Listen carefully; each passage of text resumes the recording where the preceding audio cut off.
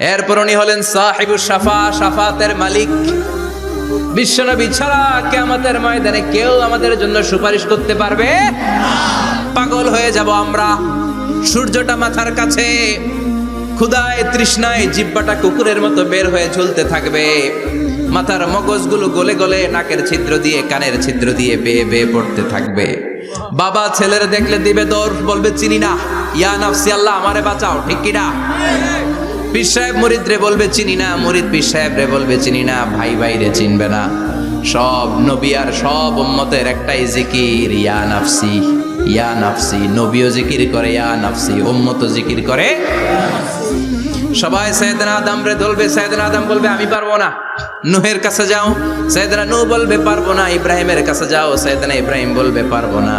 মুসা আলাইহিস সালামের কাছে যাও, মুসা আলাইহিস সালাম বলবেন পারবো না। ঈসা আলাইহিস সালামের কাছে যাও, সাইয়েদনা ঈসা আলাইহিস সালাম বলে এত জায়গায় ঘুরে লাভ নাই, জায়গা মতো যাও মিয়া, জায়গা মতো যাও। মাকামে মাহমুদে বিশ্বনবীকে সেজদায় পড়ে থাকতে দেখবা। ওই নবী ছাড়া আজকের এই ভয়ঙ্কর আমাদের সবার বিপদের দিন। এই বিপদের দিনে আল্লাহর সামনে দাঁড়িয়ে কথা বলার মতো সাহস আজকে কারো নাই। বিশ্বনবী কাঁদতে থাকবেন, সেজদায় পড়ে কাঁদবেন।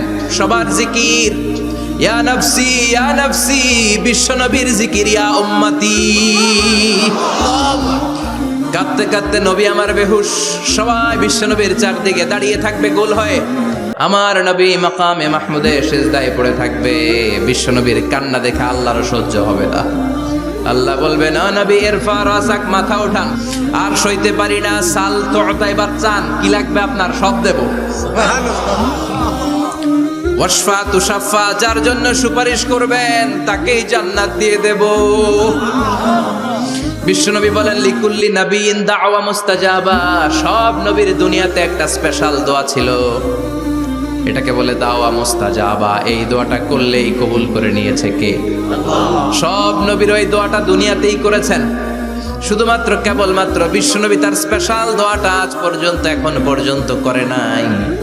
বিশ্বনবী বলেন ওয়া ইন্নী আখতাবিউ দাওয়াতি শাফাআতান লি উম্মতি ইয়াউমাল কিয়ামাহ, আমি আমার দোয়াটা, আমি আমার স্পেশাল সাপ্লিকেশনটা কিয়ামতের দিন কঠিন মুসিবতের কালে তোমরা যখন বিপদে পড়ে যাবা, আমার স্পেশাল দোয়াটা ওই দিন করে আমি তোমাদের সুপারিশ করে জান্নাতে পাঠায়া দেব।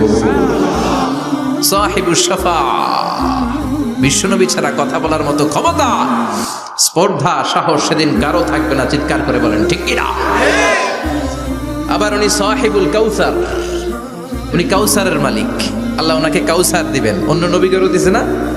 কথা বলেন, কাউসার দিয়েছে। কি মজার পানি, আহলা মিনাল আসাল, মধুর চাইতেও মিষ্টি। সুইটার দেন হানি, মধুর চাইতেও মিষ্টি। আবরাদু মিনাস সালজ, বরফের চাইতেও ঠান্ডা। আবিয়াদু মিনাল লাবান, দুধের চাইতেও সাদা। এক ঢোক যে পান করবে আজীবনের জন্য তৃষ্ণা চলে যাবে। সাহিবুল কাউসার, তৃষ্ণার চোটে আমরা পাগল পারা হয়ে বিশ্বনবীর কাউসারের দরবারে যাব। বিশ্বনবী পেয়ালার মধ্যে করে করে আমাদেরকে কাউসার পিলাবেন। এই কাউসারের ক্ষমতাও রব্বুল আলামিন পৃথিবীর কোনো নবীকে দেন নাই। সব নবীরাও বিশ্বনবীর কাছে চেয়ে চেয়ে কাউসার সেদিন খাবে। সুবহানাল্লাহ পড়বেন না? সাহিবুল কাউসার, সাহিবুল মিরাজ, সাহিবুস শাফাআহ, সাহিবুল মাকাম আল মাহমুদ। আজানের পরে দোয়াতে বলি না, আতি মুহাম্মাদিনিল ওয়াসিলাতা ওয়াল ফাদিলা ওয়া বা'আথ মাকামান মাহমুদা।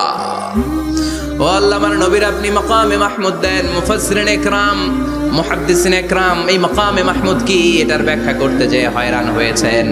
কেউ বলেছেন কিয়ামতের ময়দানে বিশাল একটা সিংহাসন, কেউ বলেছে জান্নাতের মধ্যে একটা সিংহাসন, কেউ বলেছে না না, আমার আল্লাহর আরশের পাশে স্পেশাল একটা জায়গা আছে, ওই জায়গাটার নাম হলো মাকামে মাহমুদ। ওখানে বিশ্বনবী বসবে। এই নবীর সাথে কারো স্ট্যাটাসের কোনো তুলনা চলে? কথা বলতে হবে। এই নবীরে গালি দিলে কলিজায় আগুন লাগে না? এই নবীর বিরুদ্ধে কথা বললে মুসলমান সইতে পারে?